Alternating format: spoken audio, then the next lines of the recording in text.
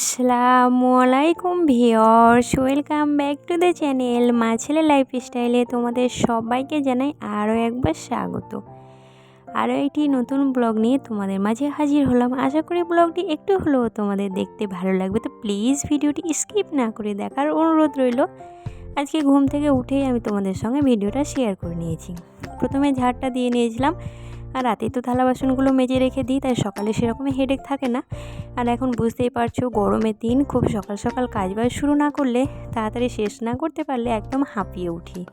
তো চা খাওয়া দিয়েই সকালটা শুরু করলাম। প্রথমে চাটা বানিয়ে আমার ভাগ্নিদের খেতে দিলাম, মানে ওরা লাল চা খায়, দুধ চাটা সেরকম খেতে চায় না। তারপরে এখানে দানিশকে আমি দুধ বিস্কিট খাইয়ে দিলাম, তারপর আমি নিজের জন্য চাটা বানিয়ে নিলাম। আমরা চা ফা খেয়ে এসে দানিশকে আমি ড্রেসটা চেঞ্জ করিয়ে দেবো, কারণ ও চা খেতে খেতে মানে ভীষণ নোংরা করে ফেলে। আর ও যেটা রাত্রে ড্রেস পরে ঘুমায়, সেই ড্রেসটা পরেই কিন্তু ওকে আমি দুধ বিস্কিটটা খাওয়াই, তারপরে কিন্তু চেঞ্জ করি। কারণ ও যখনই যে কোনো খাবারই খাক না কেন, ওকে ড্রেস চেঞ্জ করতেই হবে, মানে এত নোংরাভাবে ও খায়। তো এখানে দেখো ওর ড্রেসটা চেঞ্জ করে দিচ্ছি, তো ও কত বিরক্ত করছে, মানে পাউডার কোনো মতে ও গলায় দিতে চাইবে না। ওর হয়তো খুব সুড়সুড়ি লাগে, তার জন্যই দিতে চাই না। তো কোনো রকমে জোর জবরদস্তি ধরে বেঁধে ওকে আমি পাউডারটা লাগিয়ে দিলাম। এখন গরমের দিন পড়ে গিয়েছে, পাউডার না লাগালে আবার ঘামাচির সম্ভাবনা থাকে। যেহেতু আমরা গ্রাম অঞ্চলে থাকি, একটু বাইরে রোদে ঘোরাঘুরিও করে বাচ্চারা, তাই সবসময় পাউডার লাগাই সেফটি। এরপর ওকে বাইরে ছেড়ে দিলাম, ও তো নিজের খেলাধুলায় ব্যস্ত হয়ে পড়বে, আর আমি আমার নিজের রান্নাবান্না সংসারে কাজকর্মে ব্যস্ত হয়ে পড়ব। তো আমার বাবার বাড়ি থেকে যে সেমাইগুলো বানিয়ে নিয়ে এসেছিলাম, সেইগুলো প্যাকেটেই ছিল। তো আজকে সময় করে একটু কৌটোতে ঢুকিয়ে নিচ্ছি, আর যেদিন খাবো সেদিন তোমাদের সঙ্গে রেসিপিটা শেয়ার করবো যে খেতে কেমন লাগলো। আমার কিন্তু ভীষণ ভালো লাগে এই সেমাইটা, অবশ্যই একদিন বানালে তোমাদের সঙ্গে শেয়ার করব। এখানে সব সেমাইগুলো ঢুকিয়ে নিলাম, তারপরে চলে এসেছি রান্নাবান্নায়। রান্নাবান্না আজকে কি করব, আজকে ভাবলাম যে আলু পটলের ঝোল বানাই, আর এখানে করলা ভাজা বানাই। আলু পটলের ঝোল আবার আমার শ্বশুরবাড়িতে কেউই খেতে চায় না, তবে আজকে জানো তো সেরকম বাড়িতে কোনো সবজি ছিল না যে রান্না করব। তো তাই ভাবলাম যে আজকে আলু পটলের ঝোলই বানিয়ে দিই, আর করলা দিয়ে শুধু করলা ভাজা করব, পেঁয়াজ দিয়ে শুকনো শুকনো করে করলা ভাজা খেতে কিন্তু বেশ ভালো লাগে। আর এখানে আমার ভাগ্নি পাশেই মাঠ থেকে শাক তুলে নিয়ে এলো। এগুলো কী শাক বলো তো? কুলেখাড়া শাক আর শুশুনি শাক। কুলেখাড়া শাকে নাকি ভীষণ রক্ত হয়, তার জন্য নিয়ে এলো, খাওয়া হবে। খেতে কিন্তু ভীষণ তেতো, তবুও কোনো রকম করে খাবো, কারণ যেহেতু এই শাকে অনেক রক্ত হয়। তো এখানে কিন্তু আমার ভাগ্নি শাকগুলো আমাকে বেছে দিচ্ছে, আর আমি এদিকে রান্নাবান্না বসাতে চলে এসেছি। প্রথমে করলাটা ভাজা করে নেব, তারপরে কিন্তু অন্য রান্নাগুলো শুরু করব। প্রথমে আমি উনুনটাকে ধরিয়ে নিলাম, তারপর এখানে কড়াই তেল দিয়ে আমি শুকনো লঙ্কাগুলো দিলাম। আর এদিকে দানিশ আমার সঙ্গে দেখা করতে এসেছে। দেখছো, একটা ড্রেস কিন্তু চেঞ্জ করা অলরেডি হয়ে গিয়েছে 1 ঘন্টার মধ্যেই। সারাদিনে যে কত ড্রেস চেঞ্জ করে তা আর বলার অপেক্ষা রাখে না। এরপর আমি দিয়ে দিয়েছি করলাগুলো, তাতে একটু লবণ আর হলুদ দিয়ে হালকা ভাজা ভাজা করে আমি ঢাকনা দিয়ে ঢাকা চাপা দিয়ে সেদ্ধ হতে দেব। যতক্ষণে সেদ্ধ হলো, তারপরে আমি ঢাকনাটা খুলে কিছুটা পেঁয়াজ মধ্যে ছড়িয়ে দিয়ে তারপর আরেকটু নাড়াচাড়া করে শুকনো শুকনো করে নামিয়ে নিলে কিন্তু আমার করলা ভাজা একদম রেডি হয়ে যাবে। আর যদি খুব শুকনো না হয়, তাহলে কিন্তু দানিশের পাপা একদম খেতে চায় না, আর আমারও কিন্তু ভালো লাগে না। এরপর আমি চলে এসেছি আলু পটলটা বানাবার জন্য। তো প্রথমে কড়াইয়ে তেল দিয়ে আলুগুলোকে ভেজে নিলাম, তারপর পটলটাকেও হালকা ভেজে নিলাম।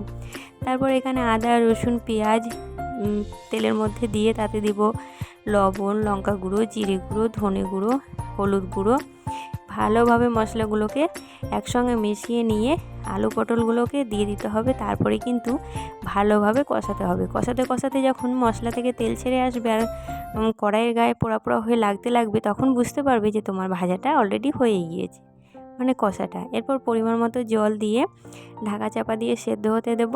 আর এদিকে পটলটা সেদ্ধ হতে থাক, আর ওইদিকে কিন্তু আমরা সকালে ব্রেকফাস্টে করে নেব। তা আজকে ব্রেকফাস্টে আছে ভাত। আমার শ্বশুরবাড়িতে তো সেরকম রুটি হয় না, ভাতই করা হয়। আর এই গরমের দিনে কিন্তু ভাত খাওয়াই আমার মনে হয় বেশি ভালো, কারণ রুটিটা একদম গলা দিয়ে নামতে যায় না, এত শুকনো শুকনো লাগে। তো আজকে আমি একটু ভাবলাম যে ছাতুর সানা বানাবো। ছাতুর সানাটা তোমাদের সঙ্গে একটু শেয়ার করে দিই। প্রথমে এখানে নিয়েছি একটা পেঁয়াজগুলোকে খুব সরু সরু করে কাটতে হবে। তারপর নিয়েছি একটা কাঁচা লঙ্কাগুলোকে খুব সরু সরু করে কুচিয়ে নিয়েছি। তারপর লবণ আর তেল দিয়ে ভালোভাবে পেঁয়াজ আর লঙ্কাটাকে মাখতে হবে। তারপরে দিয়ে দেবো ছাতু, এগুলো কিন্তু প্যাকেটিং ছাতু, দানিশের পাপা এগুলো নিয়ে আসে। আমরা এই গরমের দিনে ভাতের সঙ্গে কিন্তু ভীষণ ভালোবাসি খেতে। তারপর ছাতুটাকে দিয়ে অল্প একটু জল দিয়ে শুকনো শুকনো করে মেখে নিতে হবে। এটা ভাত দিয়ে খেতে বেশ ভালোই লাগে। আর এখানে তো আমার শাকটাও সেদ্ধ হয়ে গিয়েছে, ওই শুশুনির শাক আর কুলেখাড়া শাকটা সেদ্ধ করেছি। তারপর এখানে কাঁচা লঙ্কা, কাঁচা পেঁয়াজ, তেল, লবণ এইসব দিয়ে কিন্তু মেখে নিচ্ছি। আর এইভাবে শাক মাখা খেতে আমার ভীষণ ভালো লাগে। আর সকালে দেখো ব্রেকফাস্টে ছিল আলু সেদ্ধ, তারপরে ছিল শাক আর ছাতু সেদ্ধ, মানে ছাতু সেদ্ধ না, ছাতু মাখা, আর ছিল করলা ভাজা। ব্যাস এই দিয়ে খাওয়া দাওয়াটা করে নিলাম। তারপরে নিয়ে চলে এসেছে আব্বু আলু, না আমাদের আলু সারা বছরে খাওয়ার জন্য নিয়ে চলে আসা হয়, তো এক বস্তা নিয়ে এসছে। তো আমি তো দেখে ভীষণ অবাক যাচ্ছি যে আমার ভাগ্নি আমরা সবাই মিলে ওপরে তোলার চেষ্টা করছিলাম, আর তাই দেখে দানিশও কিন্তু আমাদের সাথে হাতে হাত লাগাচ্ছে। সব কাজের প্রতি কিন্তু ছোট বাচ্চাদের আগ্রহ আলাদাই থাকে।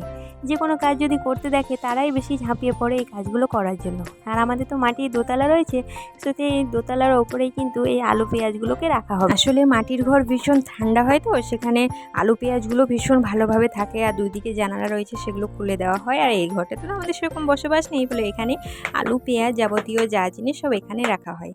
হ্যাঁ, আমরা কিন্তু রান্নাবান্নাটাও এই দিকেই করি, কারণ এখন আমাদের রান্নাঘর নতুনভাবে তৈরি হয়নি, এইটাকে কিন্তু রান্নাঘর বানিয়ে রেখেছি। দানিশ কিন্তু ওর দিদির মতো করে চেষ্টা করছে করা, ওর দিদি মাথায় করে করে নিয়ে যাচ্ছে, তাই দানিশও কিন্তু মাথায় করে বয়ে বয়ে নিয়ে যাচ্ছে। বাচ্চারা কত সুন্দর তাই না, দেখে দেখে সব কিছুই শিখে যায়। কাজ করতে করতে তো ভীষণ হাঁপিয়ে পড়েছিলাম। আর ভাই কালকে একটা বড় সাইজের পেঁপে নিয়ে এসেছিলো। পেঁপেটা আজকে পেকে গিয়েছে, তাই ভাবলাম যে কেটে সবাইকে দেওয়া যাক। গরমে তো এই ঠান্ডা ঠান্ডা ঠান্ডা পেঁপে খাওয়া মানে ভীষণ ভালো। ফ্রিজে ছিল পেঁপেটা, ভীষণ ঠান্ডা ছিল, খেতেও কিন্তু ভীষণ ভালো হবে।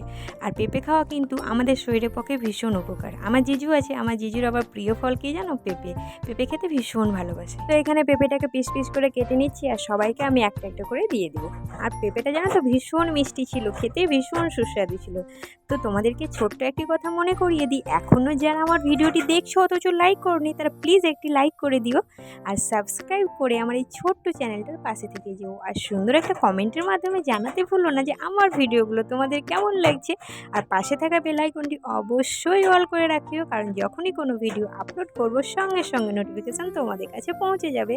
আর তোমরা যখন ফ্রি সময় পাবে আমার ভিডিওগুলো দেখে নিতে পারবে। তো আজকে তো দেখতেই পেলে যে সকাল থেকে আমি দুপুর 11টার মধ্যে কিভাবে আমার সংসারের সব কাজ কমপ্লিট করে নিই। সেই সকাল 5:30টায় উঠি, আর 11টা হতে হতে কিন্তু আমার সব কাজই প্রায় কমপ্লিট হয়ে যায়। তো দেখো এখানে আমি ঝাড়টা লাগিয়ে নিলাম, তারপর আমি মোছাটাও লাগিয়ে নিচ্ছি। এরপর দানিশকে স্নান করাবো, নিজে স্নান করবো, তারপর নামাজ পড়বো, নামাজ পড়ে খাওয়া দাওয়া করবো। ব্যাস এই ছিল আজকে আমাদের গরমের ক্লান্ত ভরা এক রুটিন। ভিডিওটা এখানে শেষ করলাম। আল্লাহ হাফিজ।